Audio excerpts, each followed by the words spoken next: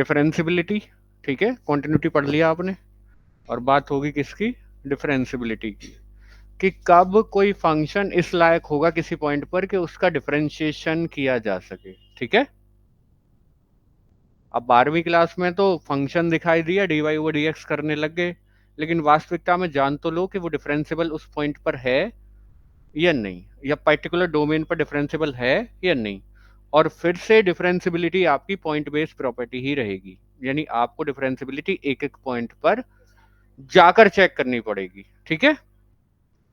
तो बात करते हैं डिफरेंशिबिलिटी की, और डेफिनेशंस में डेरिवेटिव एट अ पॉइंट आएगा, ठीक है। डेरिवेटिव एट अ पॉइंट, ये कह रहा है कि let I denote the open interval A B in R, मतलब कोई रियल इंटरवल है, ओपन इंटरवल ए बी, और उस ओपन इंटरवल ए बी में मैंने एक पॉइंट ले लिया x0 या x0, कि let x0 belongs to i, then a function f from i to r is said to be differentiable or derivable at x0 if and only if limit h tends to 0 f of x plus h minus f of x0 upon h, or equivalently limit x tends to x0 f of x minus f of x0 upon x minus x0 exist finitely। मतलब कुल मिलाकर ये है, i कोई interval है open, और f कोई function है जो कहां से कहां तक डिफाइन हो रहा है, i से r पर, ठीक है। तो इस फंक्शन को मैं इस i इंटरवल के x0 पॉइंट पर डिफरेंशियबल बोल दूंगा, कब, या तो इस लिमिट को चेक कर लो या इस लिमिट को चेक कर लो, ठीक है। ये लिमिट एग्जिस्ट करनी चाहिए, और कैसे एग्जिस्ट करनी चाहिए, फाइनाइटली, ठीक है। यानी ये एग्जिस्ट तो करें ही करें, और इनका आंसर इन्फिनिटी ना हो, क्या हो, फाइनाइट हो, ठीक है। तो कुछ ना कुछ वैल्यू आएगी, वो जो वैल्यू आएगी यानी वो जो लिमिट आएगी, and this limit if it exist finitely is called differential coefficient और derivative of f with respect to x at x equal to x0। तो वो जो लिमिट की वैल्यू आएगी, जो लिमिट की फाइनाइट वैल्यू आएगी अगर लिमिट एग्जिस्ट कर रही है, तो वो क्या कहलाएगा, डिफरेंशियल कोफिशिएंट कहलाएगा, किस पॉइंट पर, x0 पॉइंट पर। तो कुल मिलाकर फोकस ये रखो कि डिफरेंशियबिलिटी भी कैसी प्रॉपर्टी है, पॉइंट बेस्ड प्रॉपर्टी, आ रही है समझ में।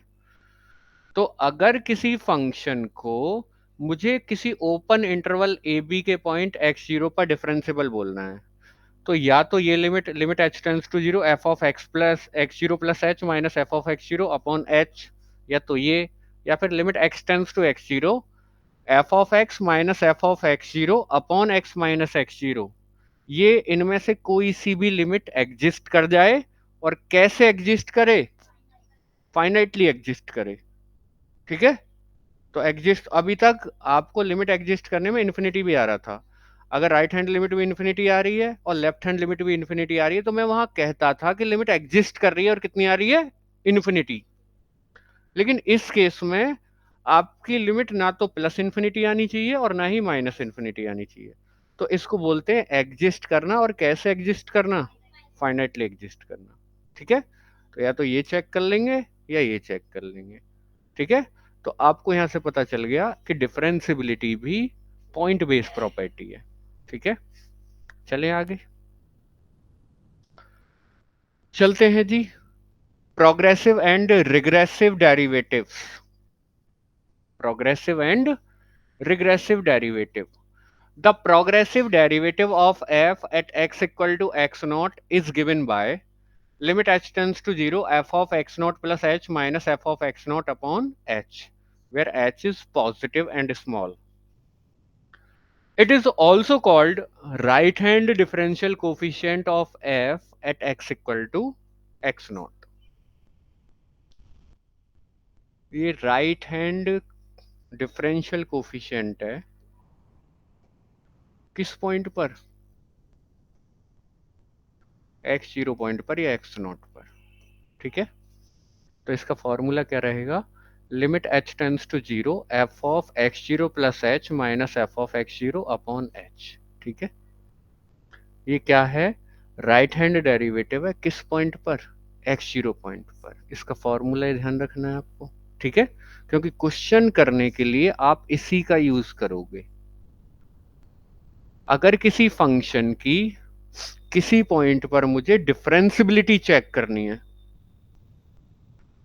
तो मैं राइट हैंड डेरिवेटिव निकालने के लिए इस फॉर्मूले का यूज करूंगा। और ये डेरिवेटिव कौन सा डेरिवेटिव बोला जाता है, प्रोग्रेसिव डेरिवेटिव। ठीक है, ऐसे ही इसको डिनोट करते हैं R F dash x zero से या F dash x zero plus zero से। ठीक है, सीधी सी बात है, ये राइट हैंड डेरिवेटिव है किस पॉइंट पर, एक्स जीरो पॉइंट पर या एक्स नॉट पर। क्लियर। अब ऐसे ही the regressive derivative of f at x equal to x zero is given by, और उसको डिनोट करेंगे हम L L f dash x zero is equal to, ये वाला फॉर्मूला कि L f dash x zero is equal to limit h tends to zero f of x zero minus F of x zero upon minus h. ये क्या है, left hand derivative at x zero. तो it is also called the left hand differential coefficient of f at x equal to x zero and is denoted by L f dash x0 और by f dash x0 minus 0। ठीक है, आप ये दोनों निकाल लोगे। आप किसी भी पॉइंट पर अगर फंक्शन गिवन है तो ये राइट हैंड डेरिवेटिव निकालोगे और फिर क्या निकालोगे, left hand derivative. It is obvious that f is differentiable at x0 if and only if left hand derivative at x0 and right hand derivative at x0 both exist and are equal। यानी दोनों derivative exist भी करने चाहिए और equal आने चाहिए। अगर दोनों एग्जिस्ट कर रहे हैं और इक्वल आ रहे हैं तो मैं बोल दूंगा कि मेरा फंक्शन डिफरेंशियबल होगा किस पॉइंट पर, एक्स जीरो पॉइंट पर। ठीक है, और इन दोनों की जो कॉमन वैल्यू है वो डिफरेंशियल कोफिशिएंट के बराबर आएगी एक्स जीरो पॉइंट पर। यानी आपने राइट हैंड डेरिवेटिव निकाला एक्स जीरो पॉइंट पर, निकल गया। आपने लेफ्ट हैंड डेरिवेटिव निकाला एक्स जीरो पॉइंट पर, वो भी निकल गया।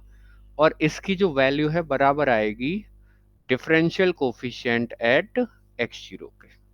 ठीक है, अगर एग्जिस्ट करती हैं और बराबर आती हैं तो। क्लियर हो गया, बिल्कुल लिमिट जैसा ही चक्कर है जैसा लिमिट का था।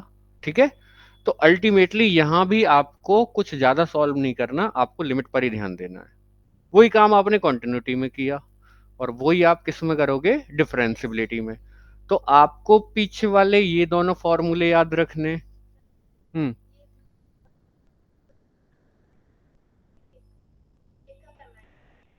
आप या तो इसका यूज कर लीजिए क्वेश्चन करते समय या इसका कर लीजिए।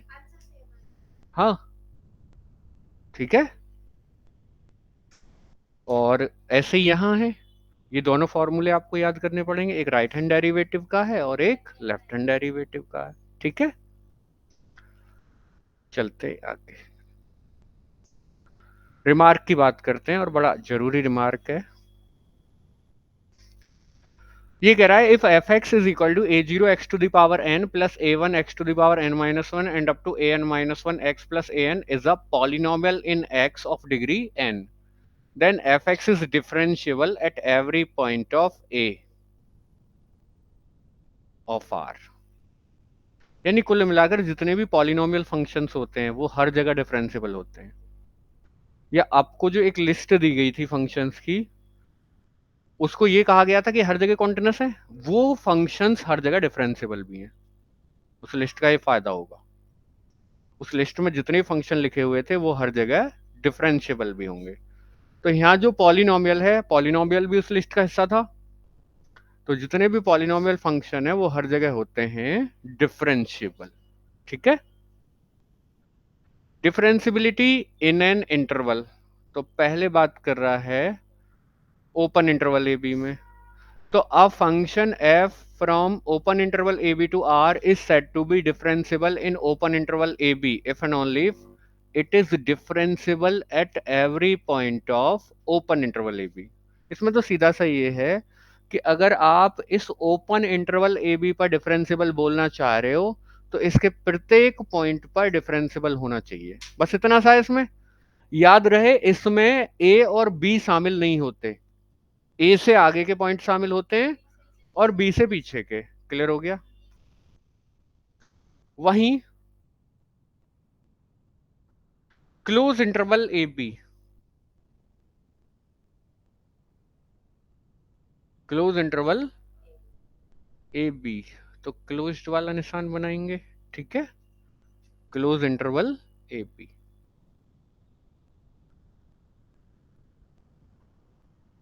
अ function f from close interval ab to r is said to be differentiable in close interval ab if and only if right hand derivative at a exists and left hand derivative at b exists and f is differentiable at every point of open interval ab। यहाँ close नहीं है क्योंकि अब सीधी सी बात करूं, अगर आप किस्सा कर रहे हो क्लोज इंटरवल ए बी का, ठीक है, इसमें कहां से कहां तक के पॉइंट आएंगे? इसमें ए शामिल होगा, ए और ए से आगे के सारे पॉइंट, और बी से पीछे के सारे पॉइंट। ठीक है, तो ए पर ए पर केवल राइट हैंड डेरिवेटिव निकल सकता है, लेफ्ट हैंड डेरिवेटिव ए पर नहीं निकलेगा। ठीक है, क्योंकि ए के लेफ्ट में फंक्शन डिफाइन नहीं है। तो ए पर तो निकाल लो कौन सा डेरिवेटिव, राइट हैंड।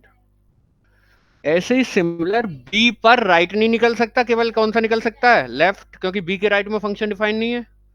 तो बी पर एग्जिस्ट कर जाए लेफ्ट हैंड डेरिवेटिव। इन दोनों पॉइंट पर तो काम ऐसे हो गया, और बीच के सारे पॉइंट पर दोनों एग्जिस्ट करें और दोनों बराबर आए, यानी डिफरेंशिएबल हो at every point of open interval A b, यानी ए से आगे और बी से पीछे। ठीक है, तो हम पूरे क्लोज इंटरवल ए बी पर क्या बोल देंगे, डिफरेंशिएबल। आगे बात समझ में? ओपन के लिए तो सिंपल था कि प्रत्येक पॉइंट पर हो जाएं जो इसमें शामिल हो रहे हैं, तो ए से आगे के हो रहे हैं और बी से पीछे के हो रहे हैं। लेकिन क्लोज इंटरवल के केस में इस पर डिफरेंशिएबल नहीं बोल सकता, इस पर केवल कौन सा डेरिवेटिव एग्जिस्ट कराऊंगा मैं, राइट हैंड डेरिवेटिव, और उस पर लेफ्ट हैंड डेरिवेटिव। पता रखेंगे। An alternate definition of differentiability देखते हैं जी।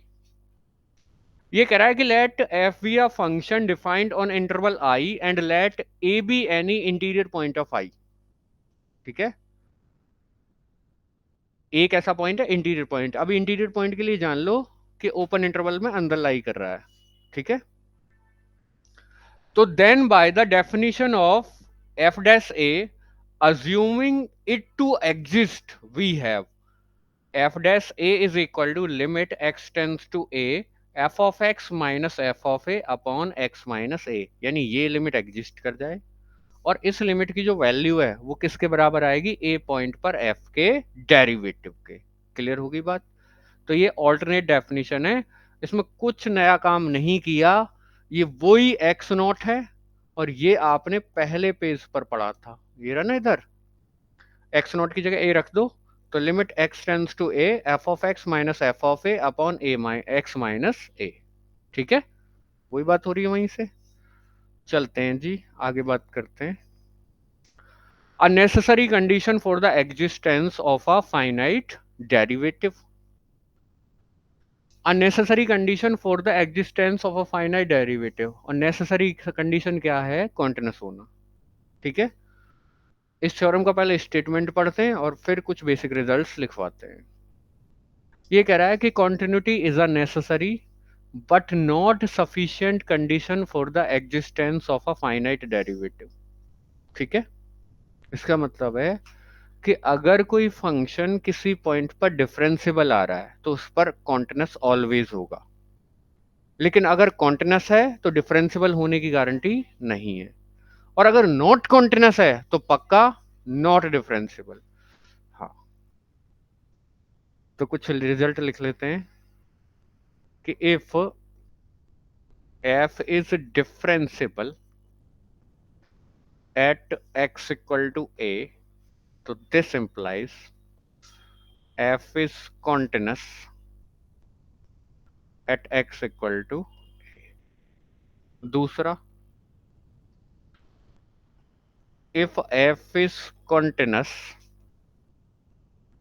at x equal to a, तो हम यह नहीं कह सकते कि f डिफरेंशियबल होगा x इक्वल टू a पर। और तीसरा result, if f is not continuous at x equal to a, तो this implies f is not differentiable, f is not differentiable at x equal to a। ठीक है, तो यहां से देखिए तीसरे वाले से, यानी डिफरेंशियबल होने के लिए क्या होना आवश्यक है? कॉन्टिन्यूस होना। लेकिन पर्याप्त नहीं है कि कॉन्टिन्यूस बोल देने भर से डिफरेंशियबल हो जाएगा। अगर कॉन्टिन्यूस होने के लिए मना कर दिया तो फिर डिफरेंशियबल भी, लेकिन अगर कॉन्टिन्यूस के लिए हाँ कर दिया तो फिर डिफरेंशियबिलिटी के लिए हाँ नहीं करेंगे आप। वही यहाँ बोला हुआ है कि continuity is a necessary but not a sufficient condition for the existence of a finite derivative. यानी कुल मिलाकर ये तीन रिजल्ट आ गए इसी एक लाइन से।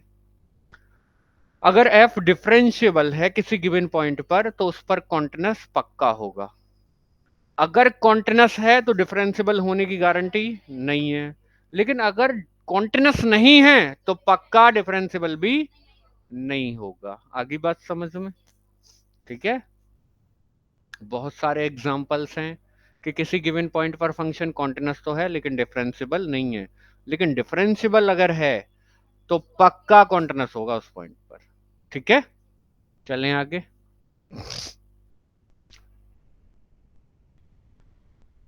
एग्जाम्पल ये वाला मैं कर लेता हूं, कोई दिक्कत नहीं है। ठीक है, क्योंकि थ्योरम मुझे नहीं करनी है, थ्योरम नहीं करने वाला हूं मैं, तो ये एग्जाम्पल मैं कर रहा हूं यहां से। मैं आपको एक ऐसा फंक्शन दिखाता हूं कि जो कॉन्टिन्यूस तो है ओरिजिन पर लेकिन डिफरेंशियबल नहीं है। ये कह रहा है कि हम एक एग्जाम्पल कंसिडर कर रहे हैं कि f x is equal to x sine one upon x और f zero is equal to zero. This function is continuous at x equal to zero. Continuous इसलिए है क्योंकि इसकी अगर मैं लिमिट निकालूं तो एक जीरो पर जा रहा है, दूसरा बाउंडेड है, तो प्रोडक्ट की लिमिट क्या आएगी? जीरो आएगी। और जीरो पर वैल्यू भी कितनी है? जीरो। तो जीरो पर कैसा हो गया? कॉन्टिन्यूस। लेकिन डिफरेंशियबल नहीं है ये। ठीक है, तो यही काम इन्होंने किया है कि आप x टेंस टू जीरो पर इस फंक्शन की अगर लिमिट निकालें तो लिमिट जीरो आएगी, और जीरो पर वैल्यू भी कितनी है? जीरो। तो therefore the function f x is continuous at x equal to zero. लेकिन अगर मैं डिफरेंशियबिलिटी चेक करूं तो मुझे पहले क्या निकालना पड़ेगा? Right hand derivative.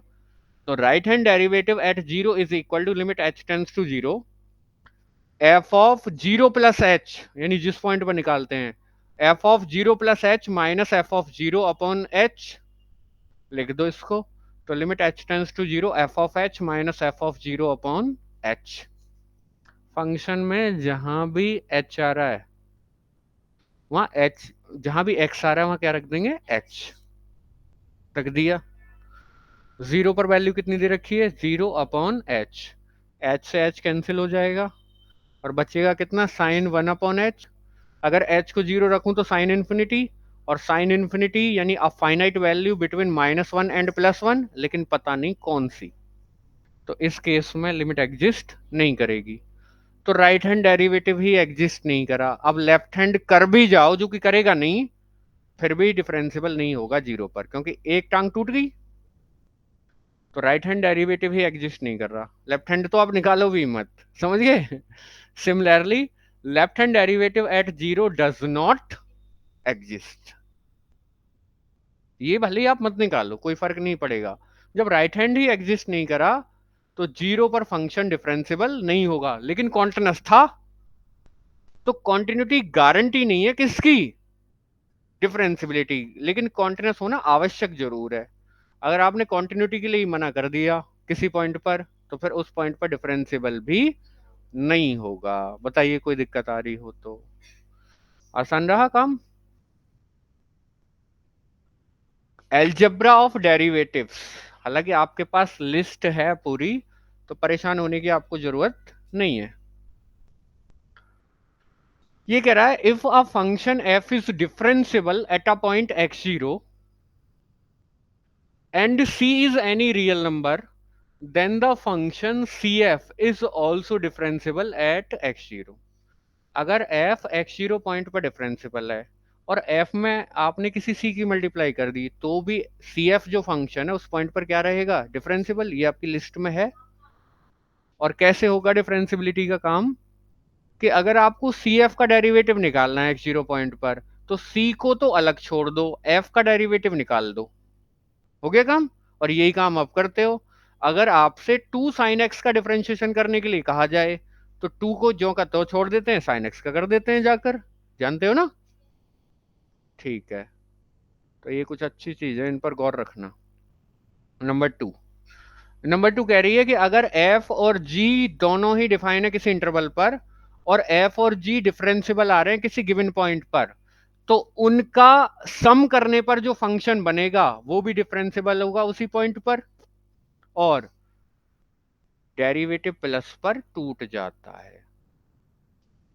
ठीक है, जानते हो ये भी कि f प्लस जी का डेरिवेटिव एट x0 बराबर होगा f का डेरिवेटिव एट x0 और g का डेरिवेटिव एट x0। क्लियर होगी बात।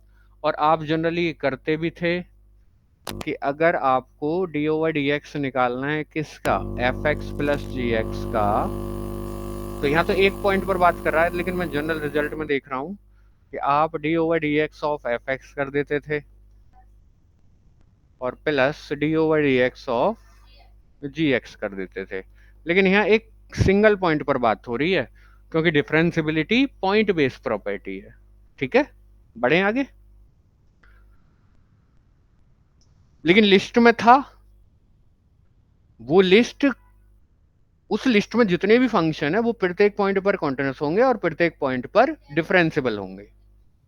ठीक है, आगे बढ़ते हैं। Let f and g be defined on an interval I. If f and g are differentiable at x0 belongs to I, then उन फंक्शंस का प्रोडक्ट भी रहेगा डिफरेंशिएबल। ठीक है, उसी पॉइंट पर। और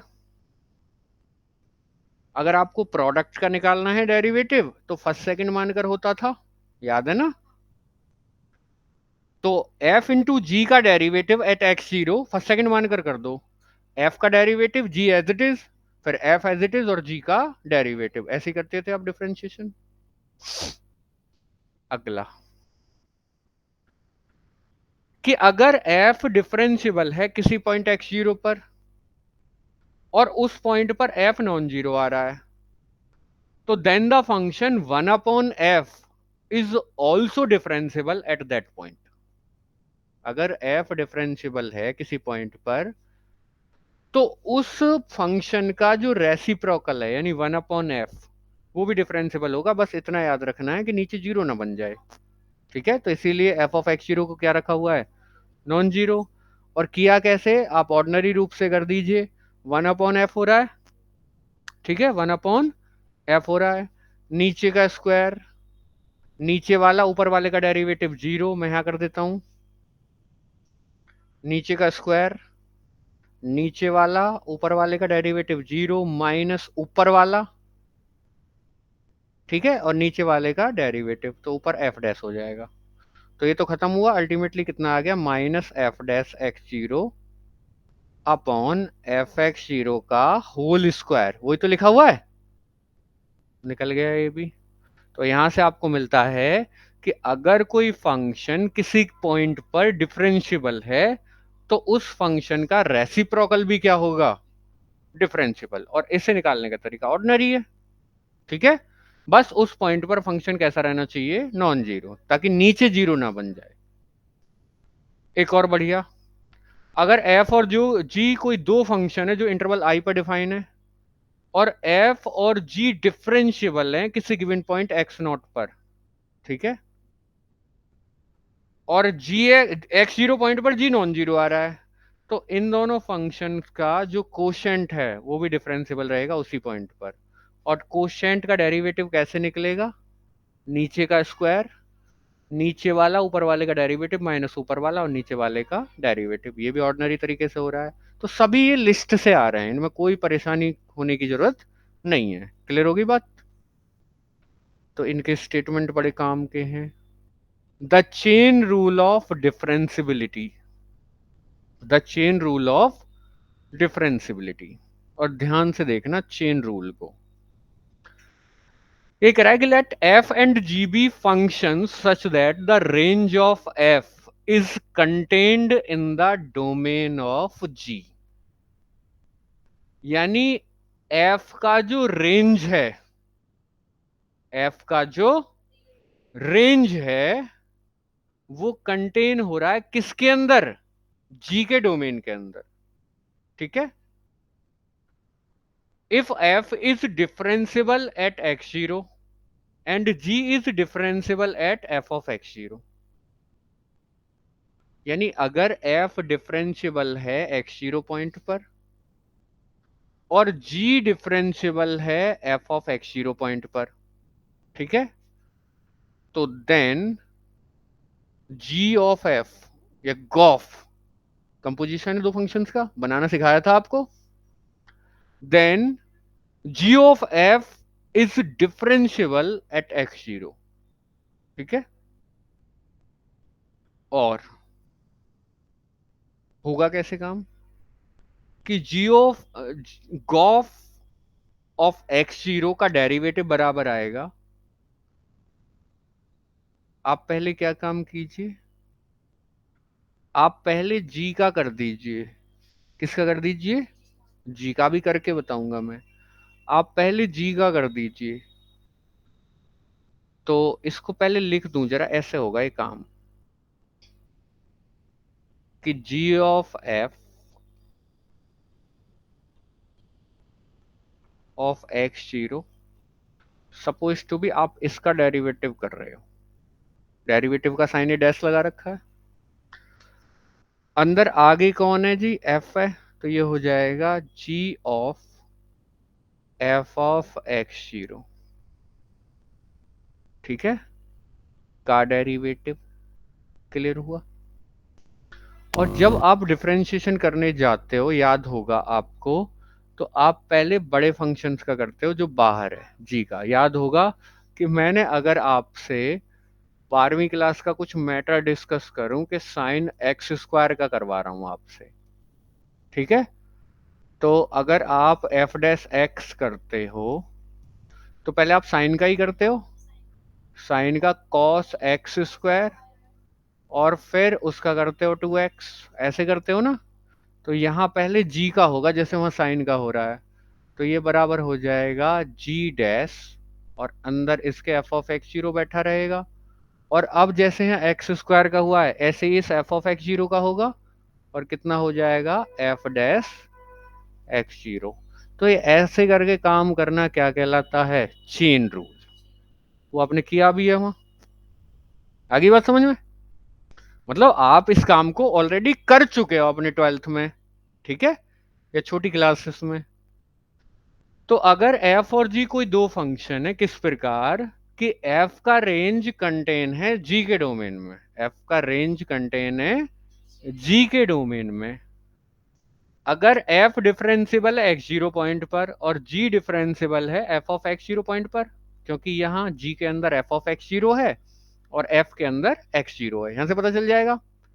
तो फिर Gauff is differentiable at x zero, और इसका डैश ऐसे डिफाइन होगा, मैंने खोल कर करके दिखा दिया। समझ में आ गया ना?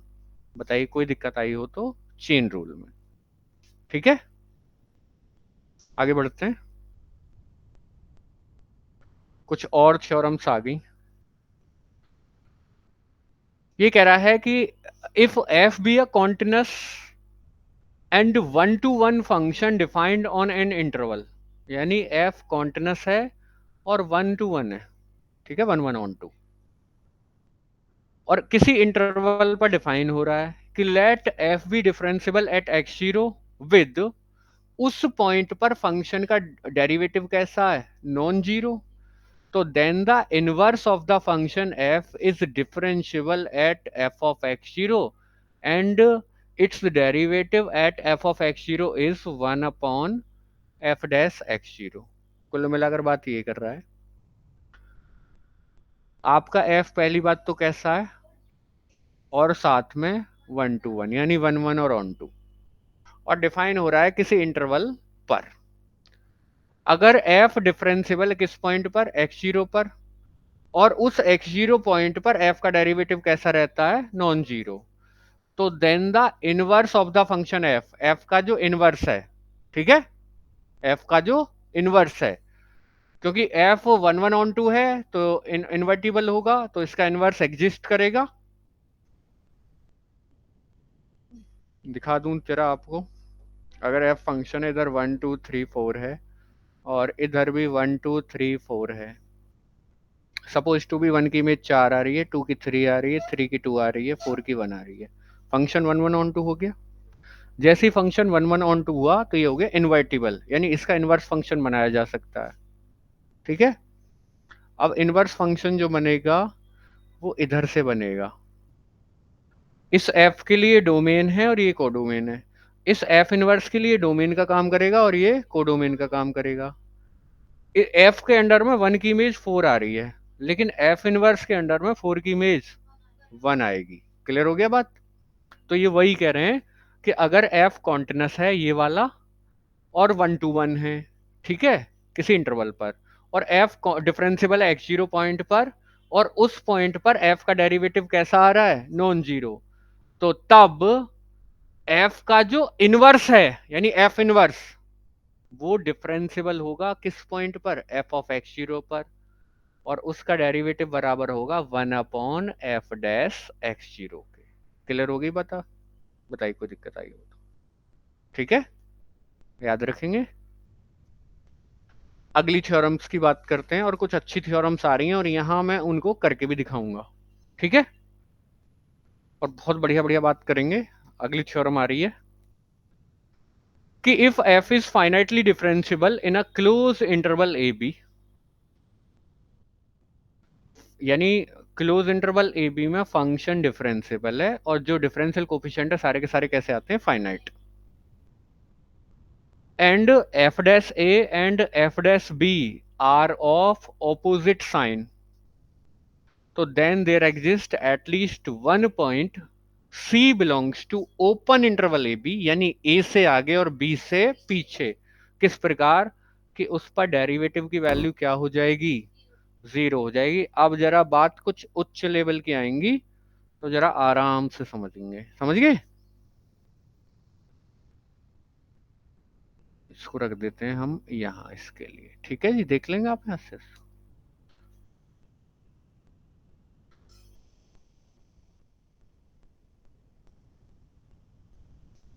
ये एक्स एक्सेस है और ये एफ एक्स, वाई का जिक्र नहीं है क्योंकि फंक्शन एफ एक्स है ना। Close interval A b suppose to भी यहां से लेकर यहां तक है, यहाँ है आपका ए और यहाँ है आपका बी, ठीक है। आपने ये पढ़ा हुआ है फॉर्मूला कि tan theta is equal to d y over d x, ये पढ़ा हुआ है क्या, स्लोप निकालने के लिए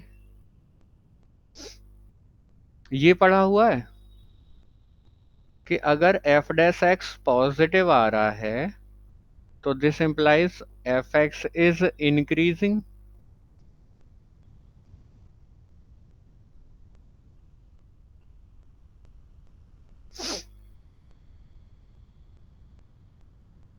इंक्रीजिंग का मतलब है वर्धमान,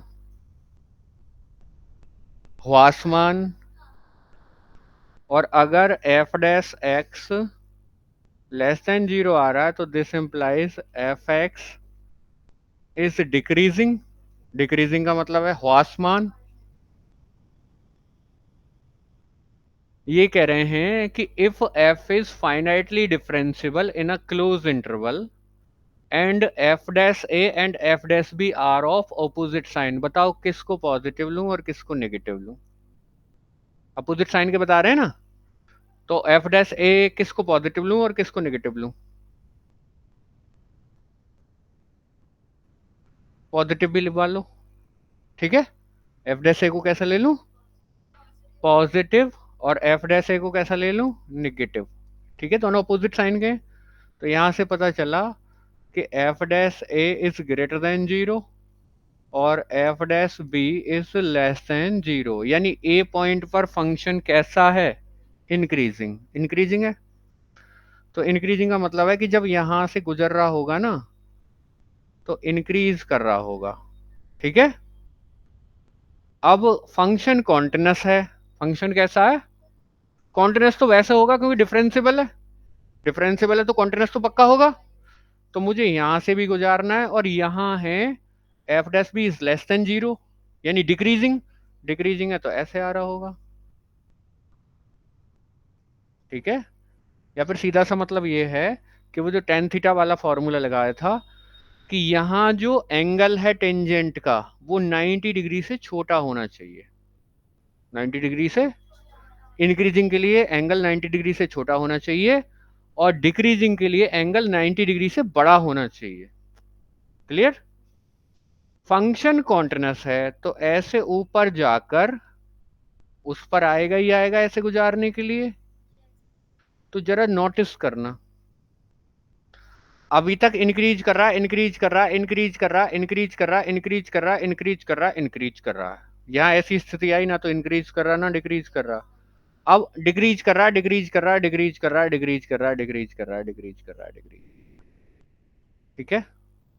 तो वो कौन सा पॉइंट था जहां ना इंक्रीज कर रहा था ना डिक्रीज कर रहा था? ठीक है। आ रही बात समझ में?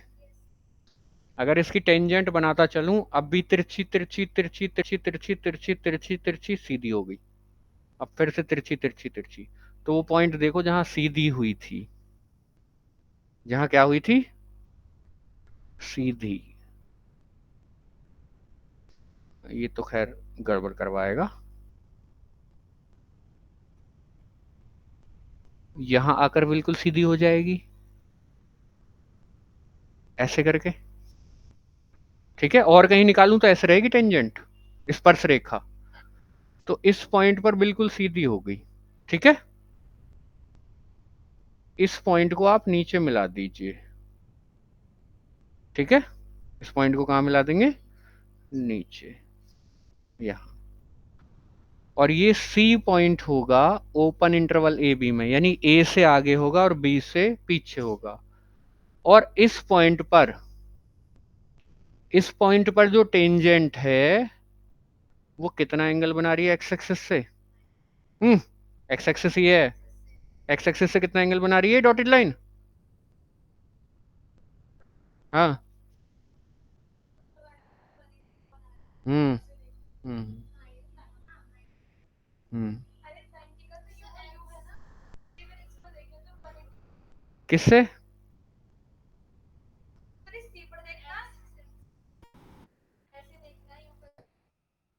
नहीं, मैं तो ये पूछ रहा हूँ ये लाइन इस लाइन से कितना एंगल बना रही है? अच्छा, पैरेलल है? पैरेलल नहीं है? पैरेलल है तो 0 डिग्री का एंगल बन रहा होगा।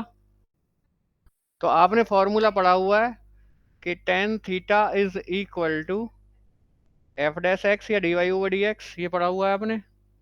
तो यहाँ एंगल कितना बन रहा है किस पॉइंट पर? सी पॉइंट पर। तो tan zero is equal to f dash c. तो this implies f dash c is equal to zero.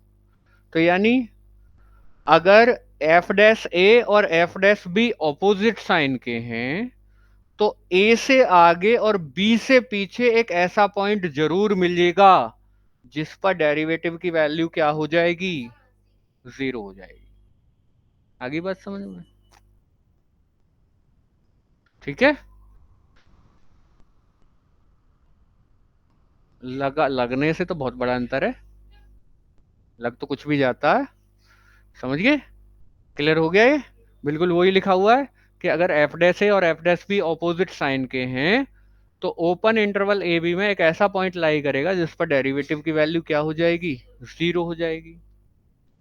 इसकी कॉरलरी भी है कि अगर एफ फाइनाइटली डिफरेंशिएबल है on close interval A b, तो then the range f dash I of f dash on I is either an interval और a singleton.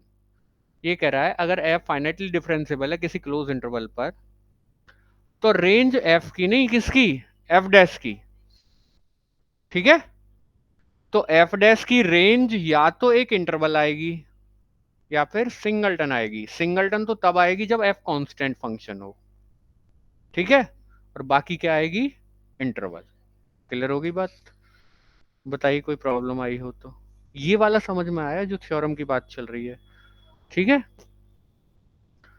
Suppose to भी ऐसे ना हो, अभी कुछ और बनाऊंगा मैं इसमें, ऐसे ना हो सपोज टू भी, वहां इंक्रीजिंग रहे और वहां डिक्रीजिंग, हटो आप भी, ठीक है। और ऐसे करके हुआ यहां इंक्रीजिंग, यहां करके ऐसे गया, ऐसे गया, ऐसे आया और फिर ऐसे गया। अब भी वही काम हो रहा है। तो देखना, अब की बार बहुत सारे पॉइंट मिल जाएंगे। ये थोड़ा सा मुझसे टेढ़ा हो गया उस साइड से, ऐसे करके, ऐसे,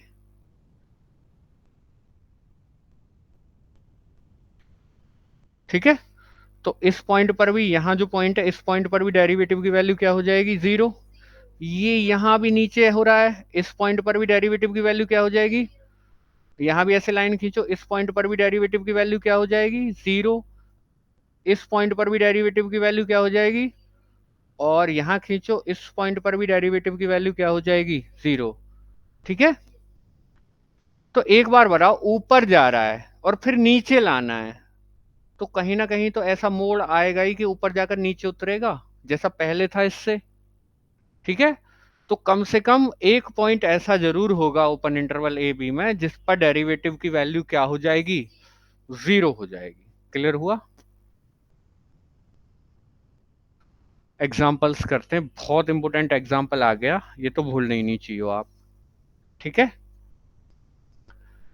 ये कह रहा है कि prove that the function f x is equal to mod of x is continuous at x equal to zero but not differentiable at x equal to zero.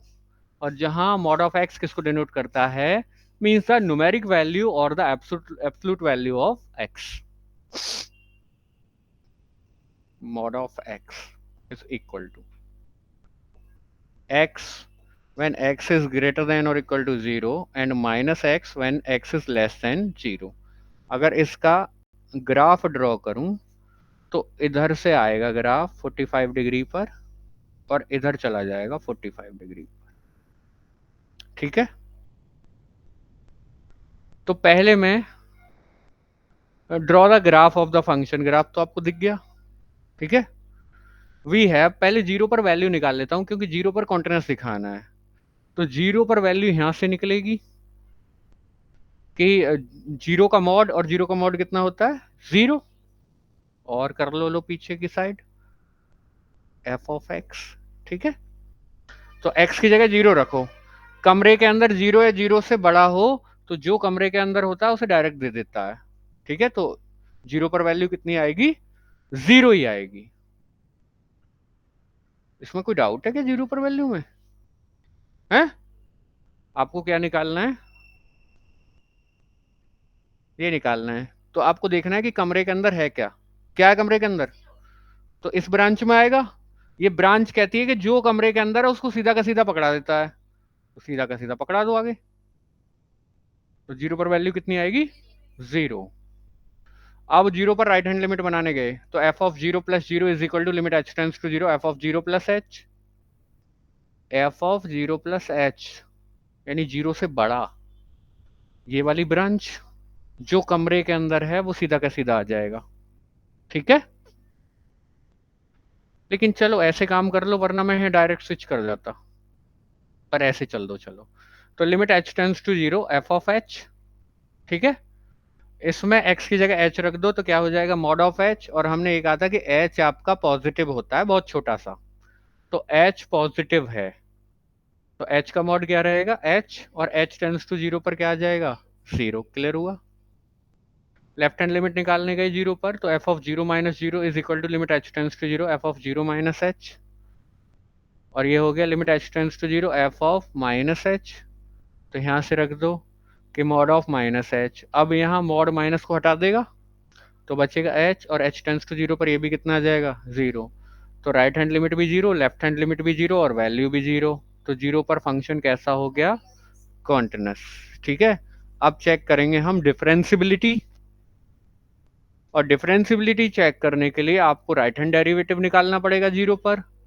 तो right hand derivative at 0 is equal to, formula आप जानते हो, एक बार लिख देता हूं right hand derivative का।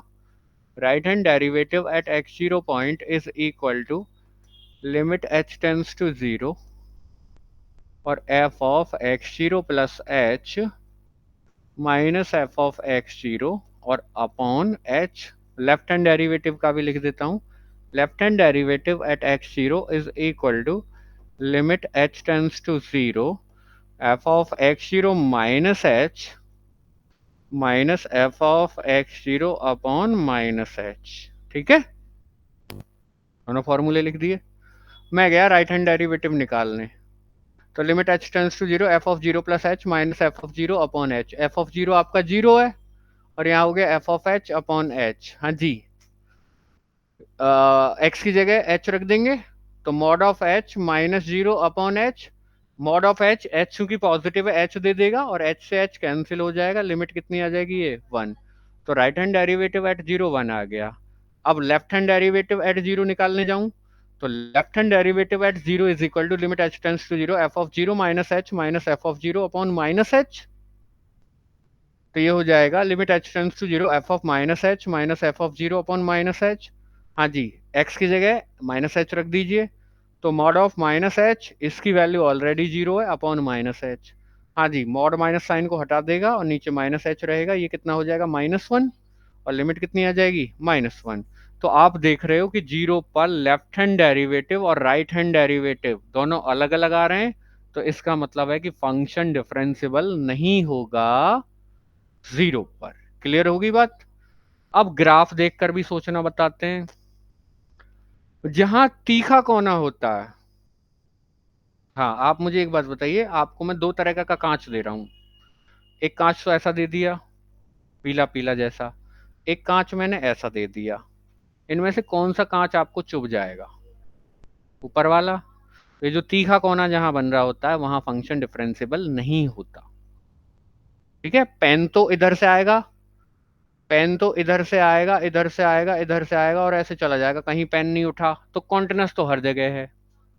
ठीक है, ठीक है, 0 पर भी कॉन्टिन्यूअस है, पेन नहीं उठा।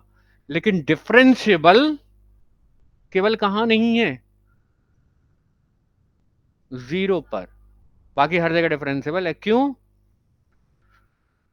क्योंकि ये रहा जी, आपको पता है 0 से आगे एक पॉलिनोमियल है, हर जगह डिफरेंशिएबल। 0 से पीछे पॉलिनोमियल है, हर जगह डिफरेंशिएबल। बस 0 पर चेक किया तो 0 पर नहीं मिला। और वैसे भी जिन पॉइंट्स पर डेफिनिट टेंजेंट नहीं बनती, उन पॉइंट्स पर फंक्शन डिफरेंशिएबल नहीं होता। ठीक है, यहाँ बढ़िया वाली टेंजेंट बनती चली जाएगी, यही लाइन खुद टेंजेंट होगी, यही लाइन खुद टेंजेंट होगी। लेकिन यहाँ बात करूँ तो ये लाइन भी टेंजेंट का काम करेगी, कुछ ऐसे खींच दूं वो भी टेंजेंट का काम करेगी, वो भी टेंजेंट का काम करेगी। इनफाइनाइट नंबर ऑफ टेंजेंट खींची जा सकती हैं, तो इसका मतलब है कि कोई भी टेंजेंट वैलिड नहीं है। क्लियर, जैसे 0.0 की बहुत सारी वैल्यू आ रही थी, कोई भी वैल्यू वैलिड नहीं थी, इसी प्रकार यहां कोई डेफिनेट टेंजेंट नहीं खींची जा सकती। ठीक है, तो जहां तीखा कोना होता है वहां फंक्शन डिफरेंशिएबल नहीं होता। क्लियर होगी बात। खैर इसको ना लगाएं, अभी आप छोटे हैं, आप थ्योरी ही पढ़ें। ठीक है, बड़े बच्चों के लिए। आगे बढ़ते हैं कि so that the function f x is equal to mod of x plus mod of x minus 1 is not differentiable at x equal to 0 and x equal to 1। Clear होगी बात जी। आप मॉड ऑफ एक्स का behave जानते हो। Mod of x का behave होता है कि mod of x is equal to x when x is greater than और equal to 0 and minus x when x is less then 0। इसको जरा बारीकी से समझें अगर आपको ये निकालना है तो। ठीक है, आपको एक बात पता है कि अगर इन दो डंडों के बीच वाला 0 या 0 से बड़ा है तो डंडों के अंदर वाला ज्यों का त्यों लिख दिया जाता है। लेकिन अगर डंडों के अंदर वाला, यहाँ ध्यान दो, अगर डंडों के अंदर वाला 0 से छोटा है तो उस पर क्या लगवा देते हैं, माइनस लगवा देते हैं। अब पूछूंगा, ठीक है, पहले आप ये काम कीजिए कि आप यहां बनाते हैं हम, क्योंकि ये चेक किस पर करवा रहा है, 0 पर और 1 पर। तो 0 से पीछे भी डिफाइन करना है, फिर 0 और 1 के बीच में डिफाइन करना है, और फिर 1 से आगे डिफाइन करना है। तो व्हेन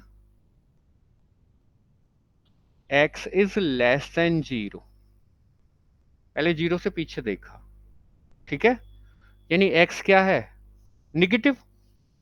बहुत गौर से देखना। तो देन मॉड ऑफ x, हाँ जी, जब x नेगेटिव हो तो मॉड ऑफ x क्या हो जाता है, माइनस एक्स। क्लियर हुई बात। और अभी इसमें दूसरा और है, mod of x minus 1। x 0 से छोटा है, 1 से भी छोटा होगा, 0 से छोटा है, 1 से भी छोटा होगा, 1 से छोटे नंबर में से 1 घट रहा है तो आंसर नेगेटिव आएगा। और जब अंदर नेगेटिव होता है तो माइनस लगाकर खोलते हैं, यानी इसके आगे लगेगा minus, minus of x minus 1, यानी अल्टीमेटली बराबर आएगा 1 माइनस एक्स के। तो इस केस में f ऑफ x क्या हो जाएगा, f of x is equal to mod of x plus mod of x minus 1 is equal to, यहाँ से वैल्यू माइनस एक्स आई और प्लस 1 माइनस एक्स, यानी 1 माइनस। देखना वेरीफाई हुआ या नहीं। क्लियर। अब चलाते हैं अगले को। अब की बार x 0 या 0 से बड़ा और 1 से छोटा या बराबर, कि व्हेन x इज, x को ले लीजिए 0 या 0 से बड़ा और 1 या 1 से छोटा। तो मॉड ऑफ x करने गया, हाँ जी, अब की बार x 0 या 0 से बड़ा है, 0 0 से बड़ा, तो ये तो ज्यों का त्यों दे देगा, and mod of 1 minus x, लेकिन 1 से छोटा है, बराबर है, ठीक है। अच्छा, x माइनस 1 है, मॉड ऑफ x माइनस 1, गौर से देख लो, x आपका 1 से छोटा है, 1 से छोटे में से 1 घट रहा है, अंदर निगेटिव आएगा, और जब अंदर निगेटिव आता है तो माइनस लगाकर बाहर करते हैं, तो माइनस ऑफ x माइनस 1, यानी बराबर हो जाएगा 1 माइनस एक्स के। और इस केस में एफ एक्स आएगा कि f x is equal to mod of x plus mod of x minus 1, दोनों की वैल्यू रखो, x माइनस x प्लस 1, और ये इससे कट गया, आ गया 1, बिल्कुल वही आ रहा है। यानी मेहनत सारी यही है ब्रांच फंक्शन में चेंज करने की। और अभी एक केस और रह रहा है, वो कहाँ करें, वो यहां कर देते हैं, ठीक है, यहां कर देते हैं सपोज टू बी। अब की बार x को ले लो कि when x is greater then 1, x किससे बड़ा, 1 से बड़ा, तो मॉड ऑफ x करें, ये 1 से बड़ा है, पॉजिटिव है, तो ज्यों का त्यों बाहर आएगा, and mod of x minus 1, हाँ जी, 1 से बड़े में से 1 घट रहा है, पॉजिटिव आएगा अंदर, 1 से बड़े में से 1 घट रहा है अंदर, पॉजिटिव, तो ज्यों का त्यों बाहर, ठीक है जी।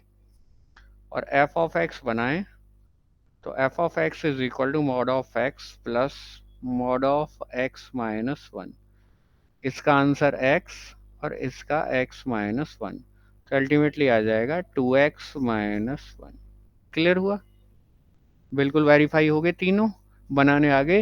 यानी ऐसे टाइप के क्वेश्चंस में ये ब्रांच फंक्शन बनाना आपको आना चाहिए।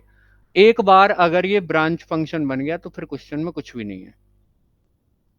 ठीक है, डिफरेंशिबिलिटी में यही काम है कि आपको क्या बनाना आ जाना चाहिए, ब्रांच फंक्शन।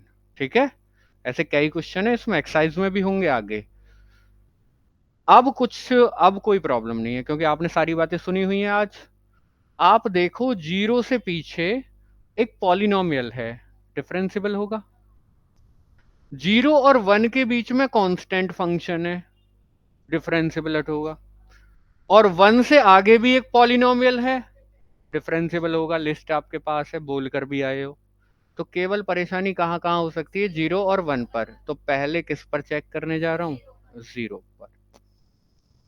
जीरो पर चेक करने गया तो right hand derivative at zero is equal to limit h tends to zero f of zero plus h minus f of zero upon h। Zero पर वैल्यू यहां से आएगी, इक्वल टू का sign लग रहा है ना, जीरो पर वैल्यू कितनी आएगी, वन। तो ये तो वन रख देंगे। और जीरो प्लस h यानी जीरो से आगे यहां भी वन ही रहेगा। ठीक है, जीरो से हल्का सा ही आगे होगा क्योंकि h जुड़ रहा है, तो यहां भी वन ही आएगा। और नीचे h, तो जीरो अपॉन h जीरो, तो इस केस में लिमिट कितनी आ जाएगी, जीरो। तो राइट हैंड डेरिवेटिव कितना आया, जीरो। अब जीरो पर निकालूं लेफ्ट हैंड डेरिवेटिव।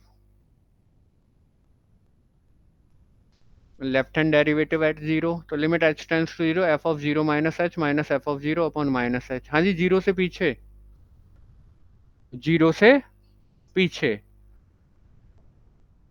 जीरो से पीछे वन माइनस टू इंटू कमरे वाला, तो वन माइनस टू इंटू कमरे वाला। और जीरो पर वैल्यू वन है अपॉन माइनस एच, वन से वन कट जाएगा, तो ये two H upon minus H बचेगा। एच से एच कैंसिल कर देंगे, माइनस टू बचेगा। तो लेफ्ट हैंड डेरिवेटिव कितना आ रहा है, माइनस टू।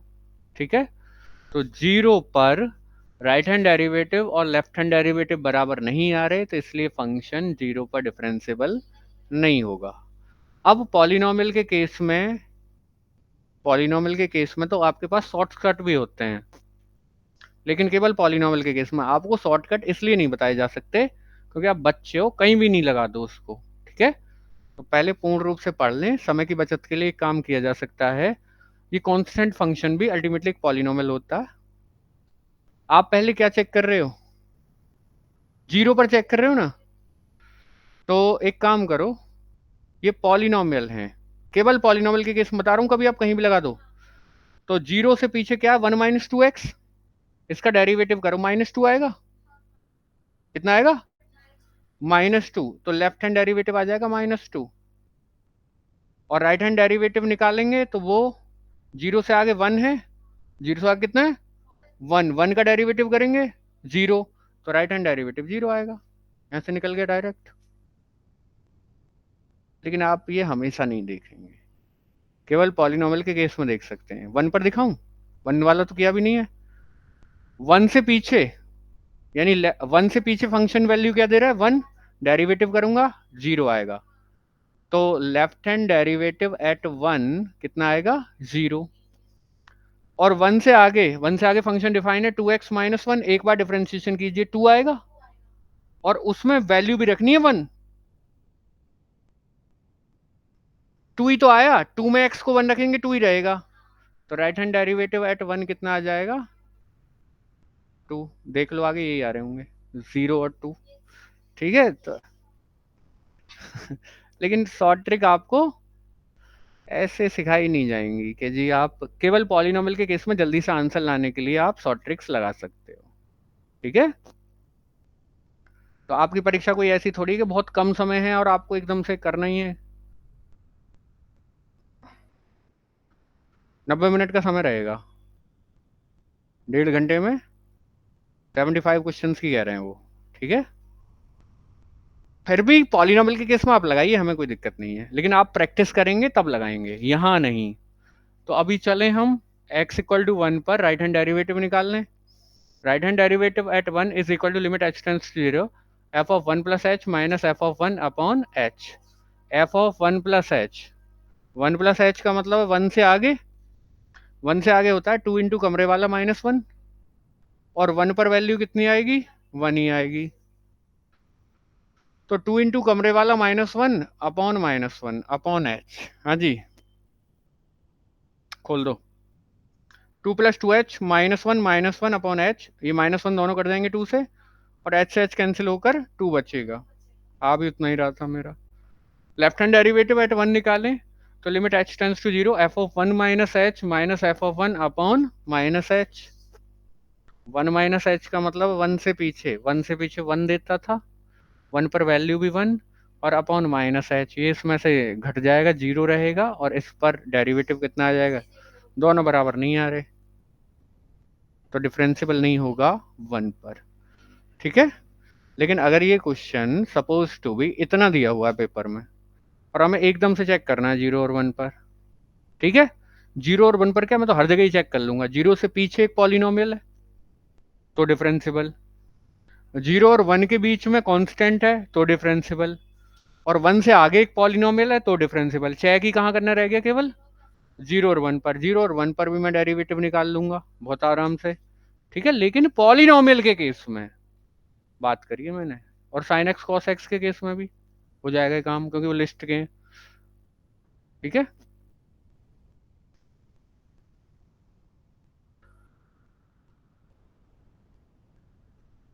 एग्जाम्पल नंबर 3 कह रहा है कि अगर एफ एक्स कोई इवन फंक्शन है तो उस फंक्शन, अच्छा, कह रहा है कि एफ एक्स कोई इवन फंक्शन है, और यदि 0 पर फंक्शन का डेरिवेटिव एग्जिस्ट करता है तो उसकी वैल्यू बताइए।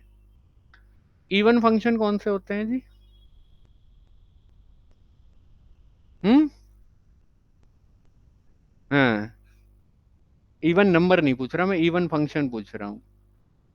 हैं? नहीं पता है? इसकी वैल्यू बताना जरा, इस इंटीग्रल की। इंटीग्रेशन फ्रॉम -1 to 1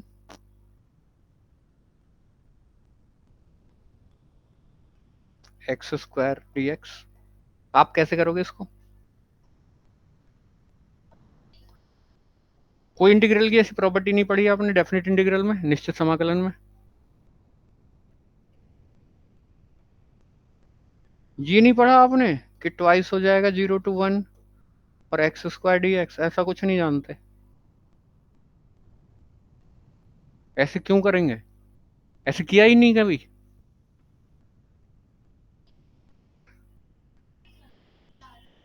अच्छा, इवन और ऑड फंक्शंस कैसे होते हैं? अगर किसी फंक्शन में x की जगह -x रखने पर उस पर कोई प्रभाव नहीं पड़ा, ठीक है, x की जगह -x रखने पर कोई प्रभाव नहीं पड़ा, तो ऐसे फंक्शन कहलाते हैं इवन फंक्शन या सम फलन, इवन फंक्शन। ठीक है। और अगर एफ एक्स की जगह -x रखने पर -(f(x) हो जाए तो ऐसे फंक्शन कहलाते हैं ऑड फंक्शंस। ठीक है। और अब मैं एक प्रॉपर्टी बताऊं कि integration from -1 to 1 x² dx, अगर x की जगह -x रखूं तो कोई प्रभाव नहीं पड़ेगा, तो इंटीग्रल की प्रॉपर्टी कहती है कि ट्वाइस हो जाएगा, 0 to 1 कर लेंगे और x² dx। और integration from -1 to 1 x³ dx, ये आपका ऑड फंक्शन है, अगर x की जगह -x रखेंगे तो -x³ हो जाएगा, यानी -(f(x), minus of minus into f(x), तो ऑड हो जाएगा, और ऑड हो जाएगा तो इसका आंसर डायरेक्ट 0 आएगा। ये प्रॉपर्टी नहीं पड़ी कि अगर लिमिट सिमेट्रिक हो, ऐसा 12 करके आए हैं, बताओ। खैर वो क्लियर हो गया। अब कह रहा है कि अगर f(x) आपका इवन फंक्शन है और f'(0) एग्जिस्ट कर रहा है,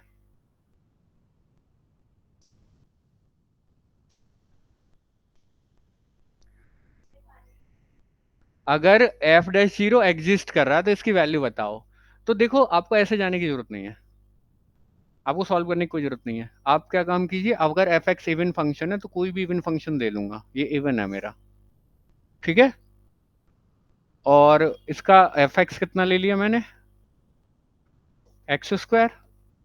इसका डेरिवेटिव करो, एफ डैश एक्स कितना आएगा, 2x। और एफ डैश जीरो निकालूं तो 2 × 0, एक्स की जगह जीरो रख दो, कितना आएगा, ठीक है। तो ऐसे आपको जो करना है, ये आपका तब करनी है जब आप सब्जेक्टिव में हो। अगर आप ऑब्जेक्टिव में हो तो ऐसे करके जल्दी से आ सकते हैं कोई एग्जांपल उठाकर, ठीक है। साइन एक्स आपका ऑड फंक्शन होता है और कॉस एक्स आपका इवन होता है, और साइन एक्स कैसा होता है, ऑड फंक्शन। आगे समझ में बात, चलें आगे।